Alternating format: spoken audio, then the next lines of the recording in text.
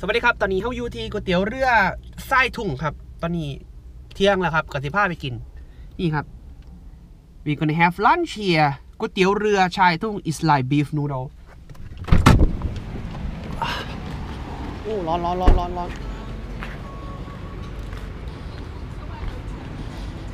มีอะไรบ้าง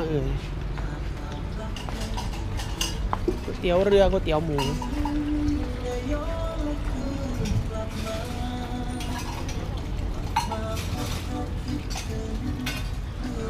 เอาอะไรดีพี่มีเนื้อมีหมูเนาะมีเนื้อมีหมูครับเนื้อแกะนี่คืออะไรพี่เนื้อแกะนี่คือกระดูกหมูครับแกะกินเองโอเคเอาอะไรนะเขาสั่งอะไรส่วนใหญ่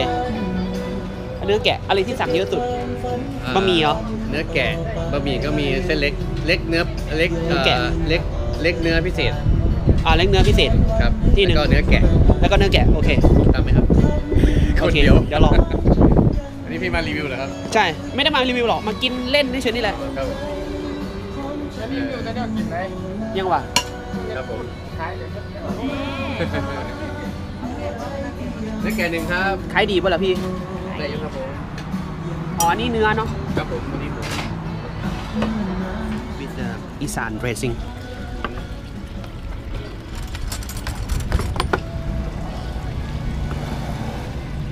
โอ้เชนเดอร์ครับเปื่อยครับ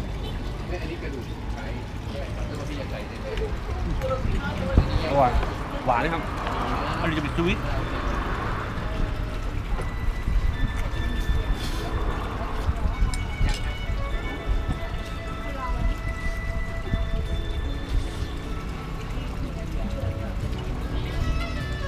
เนื้อแกะนี่แกะกินเอง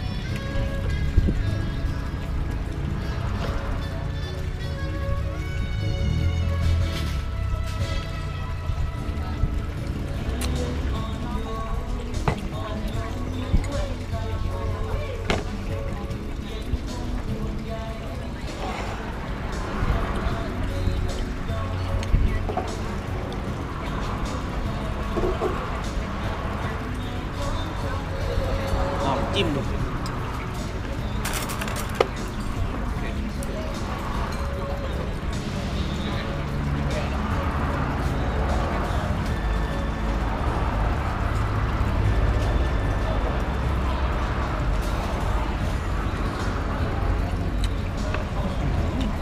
อร่อยครับเข้มๆหวานๆครับ a little bit salty and spicy อร่อยก๋วยเตี๋ยวเรือริมทุ่งครับ located opposite of Shell gas station มิตรภาพ road หนองมาริวัน road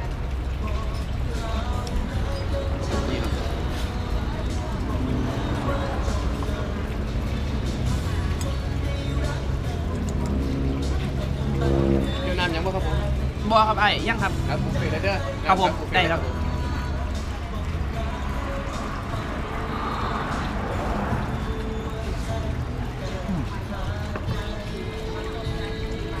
อร่อยมากๆโชกุน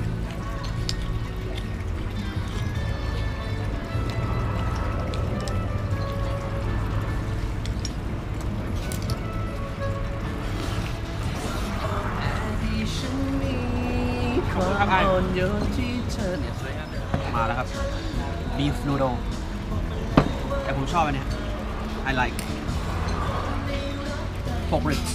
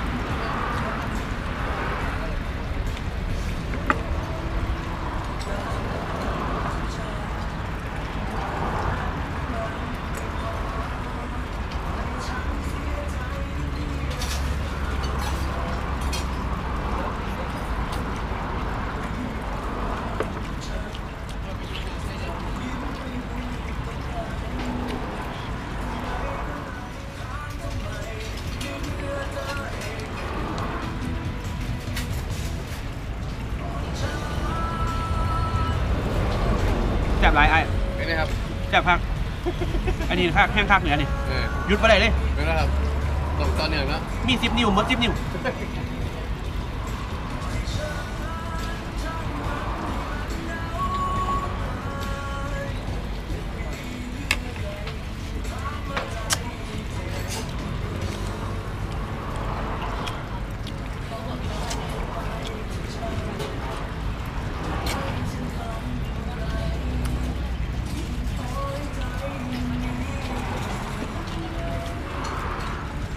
ขออันที่ช่วยได้ไหมเด้อ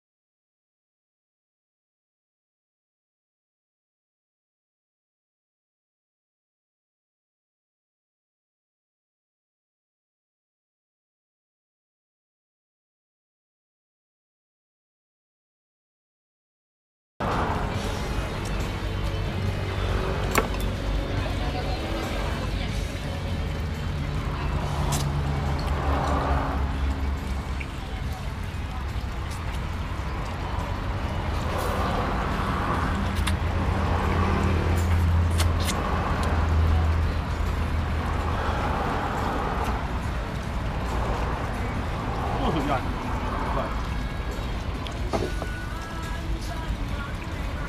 After that I gonna eat beef noodle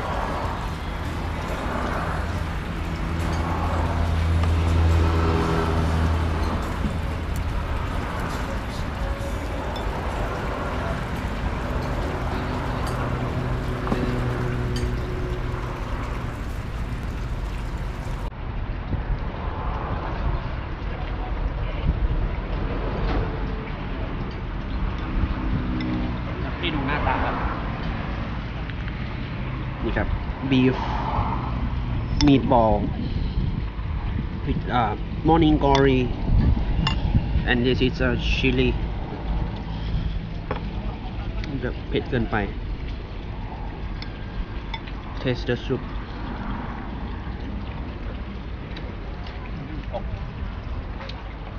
อร่อย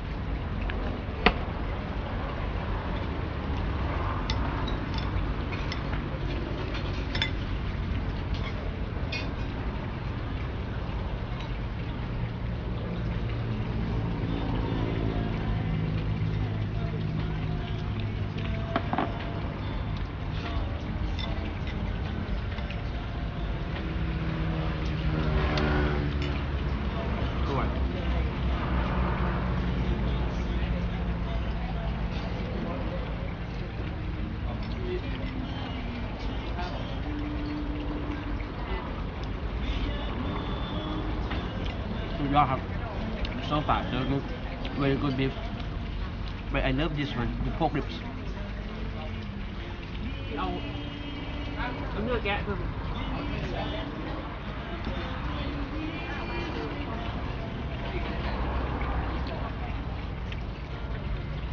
I just order more pork ribs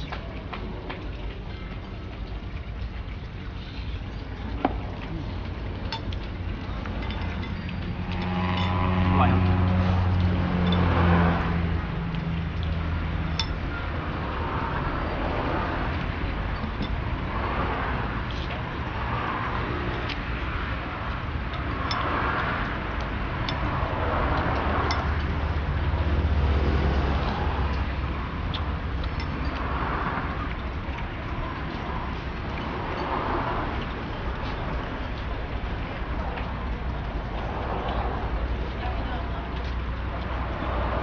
คุณขออันนี้เริ่มไหมครับเลย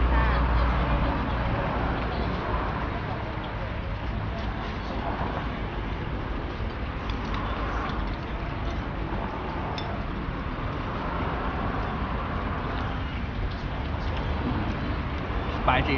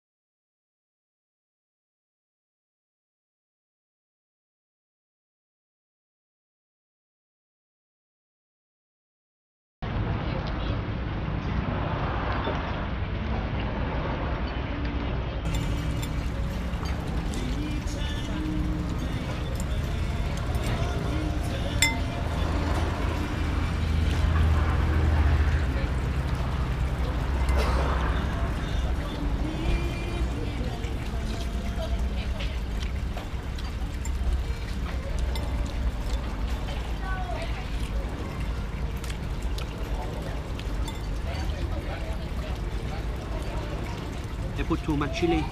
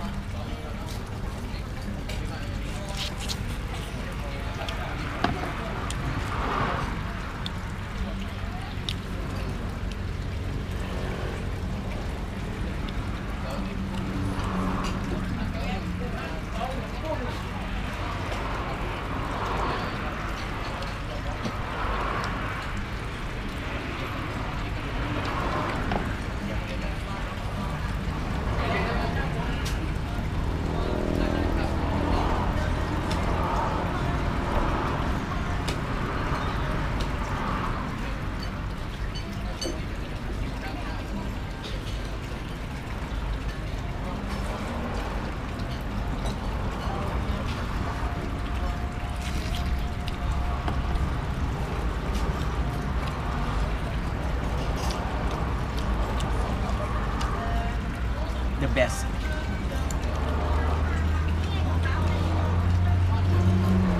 มากหลายเนี่ย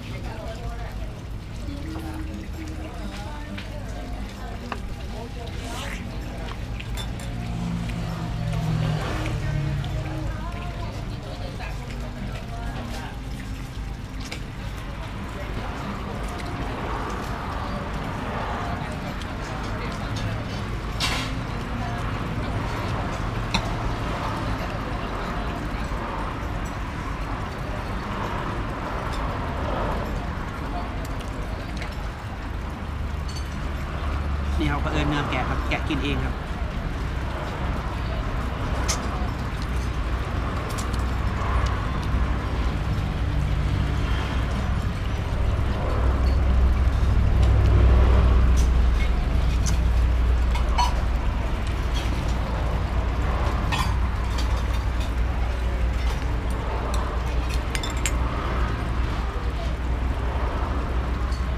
I show you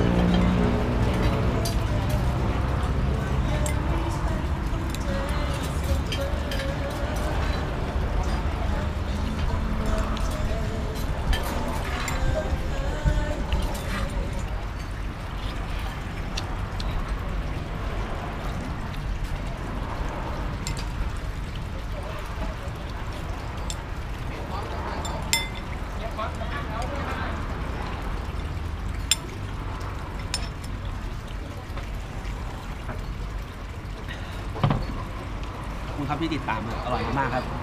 Thanks for watching and also thanks for subscribing to receive the new video please subscribe to follow my trip also please subscribe and please leave the comment below so I can hear your voice I can hear your opinions thanks for watching บ๊ายบายครับขอบคุณครับที่ติดตามครับขอบคุณทุกกำลังใจครับขอบคุณทุกคอมเมนต์ครับขอบคุณหลายๆครับบ๊ายบาย